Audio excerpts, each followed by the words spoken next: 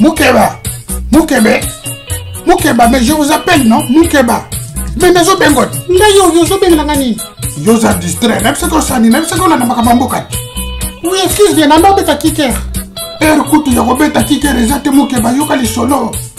Bon, no baka sini. Yo kasi bato nyonso bazokiba bazokende wapi Moukeba. No baka si bakende wapi. Syndicat de Colazo organisé marche moko à Monene le 30 juin à 15h na porte de Namir à Bruxelles. C'est pour marquer la fin de Joseph Kabila les élections libres. Ezali pona koloba ke non, reine ya Kabila et Sili. Il faut tout réclamer les élections libres selon tous les pays démocratiques. C'est-à-dire que tout le monde a le droit de voter sans répression des manifestants pendant la campagne. Et pendant la campagne présidentielle, Moutounio soit un droit à voter sans violenter. La violence, c'est ça sauter, sauter. Nous voulons une campagne crédible avec un fichier électoral crédible. Nous ne voulons pas des fichiers corrompus avec 10 millions de faux électeurs. Tolingi report des élections. Tolingi peut machine à voter dans Bangote. Tolingi peut surtout les falsificateurs Nanga. Tolingi était.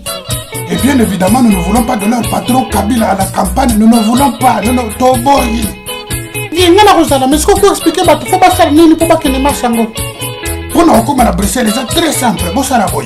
Il y aura des bus au départ des grandes villes de l'Europe. Par exemple, à Paris, le départ c'est à 9h à la porte d'Aubervilliers. Il y a un syndicat de Kolopa Rosala. À commencer à dire sur la patriote. Pour Rosala, il y a un syndicat Rosala. Boye Deli. Ce qu'on y est tous à patriote, c'est bon, Rosala Balobi.